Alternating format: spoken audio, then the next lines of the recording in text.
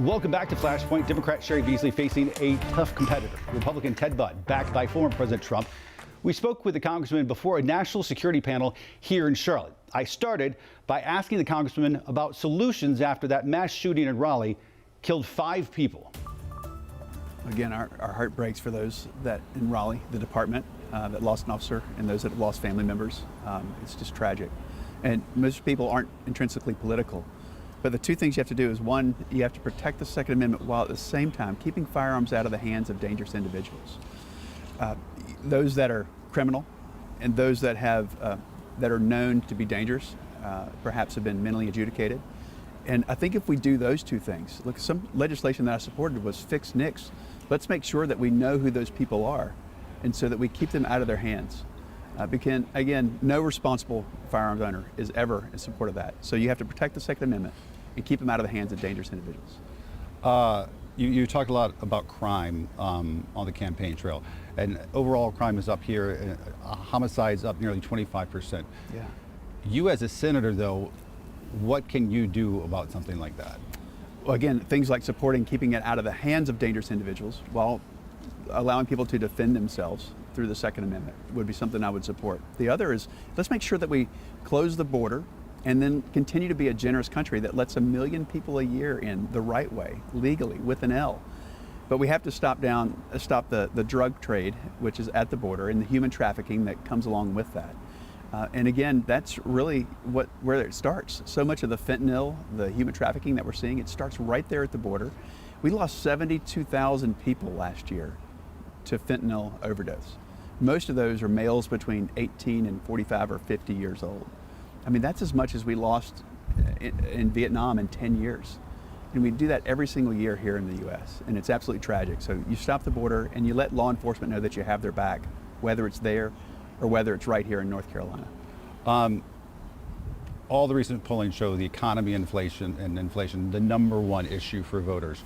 What would your plan be to help decrease inflation while acknowledging this is not a US specific problem? Inflation is a worldwide problem right now. So you have essentially two sides of the equation. You have the interest rate side, which of course the Fed's going to chase that until they slow down the economy enough. But go back to the definition of what inflation is from Milton Friedman: too much money chasing too few goods. And so the Fed's going to do what they can on the interest rate side to slow down the demand. But you have to fix the supply side, and that's energy. A lot of that is the hostile environment that Joe Biden has created towards American energy production, including on day one, killing the Keystone Pipeline. Not only did that kill 10,000 jobs and more after that, it created a mismatch between the supply that they have of energy in Canada and our refining capacity in the US, which would have gone right out to people's gas tanks. It would have lowered the cost of fuel. It would have allowed groceries to get to store cheaper. It would allow farmers to plant less expensively and get food to market even less expensively. So again, we've got to get back to pro-energy. We've got to allow people to get back to work and not discourage work. And then again, you can't over-regulate businesses like the Biden administration is doing, because it makes it hard on the small businesses out there, not so much as the big businesses, but the small businesses that are just trying to make ends meet. As a congressman, you co-sponsored a bill that would ban abortions nationwide after 15 weeks. I want to get some clarity here. What does your ideal abortion law look like? Well, if the Democrats are going to do something as extreme as the so-called Women's Health Protection Act, and don't be deceived by the name of that, that's the most radical abortion bill in history. So if they're going to do something federal, I'm going to counter that federally, such as the bill that you're referring to. But I'd much rather it be like what the Supreme Court said, that it needs to go back to the states. Any exceptions for life of mother, rape? I've always, look, I'm pro-life, and I have been long before politics, and I've always been about supporting life, including the life of the mother. Exception for rape? About the life of the mother. Okay. You objected to certifying President Biden's election. This despite the fact that a Republican Attorney General, secretaries of states across the country, intelligence agencies all said there was no widespread fraud. As people go to the ballot box in a few weeks, some casting their vote for you, should they have confidence in our election system? I think our state party has done tremendous amount of things, the NCGOP, to improve voter integrity, and so I would encourage them to trust the system. We always need to encourage turnout, regardless of where you are politically. Republicans, Democrats, I want everyone to turn out and cast their vote. That's the bedrock of democracy.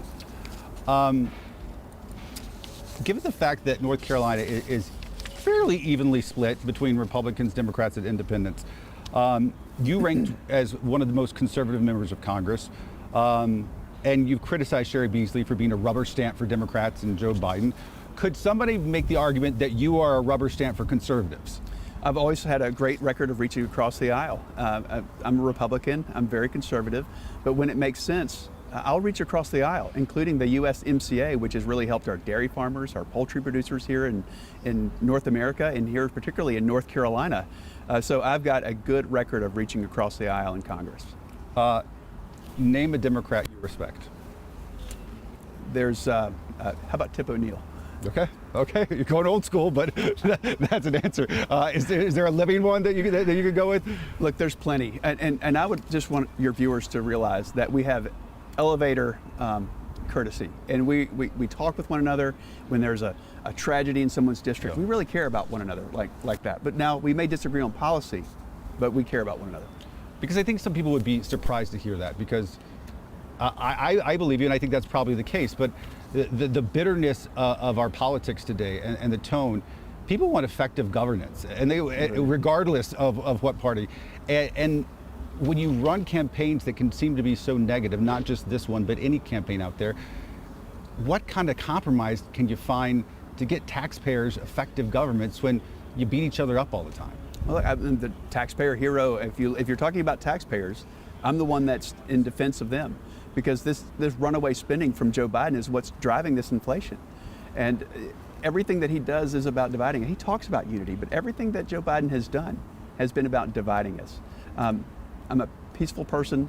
I like reaching across the aisle when that's possible. I don't want more drama than you need in politics. It's about governance. And again, it's not about us in Washington, D.C. It's about those here in North Carolina and those in the districts and the states that we represent. I'll make it fun ones, rapid fire. If you had to choose North Carolina mountains or North Carolina beaches? Yes. Okay. North Carolina fast food chains, Cookout, Bojangles, or Krispy Kreme?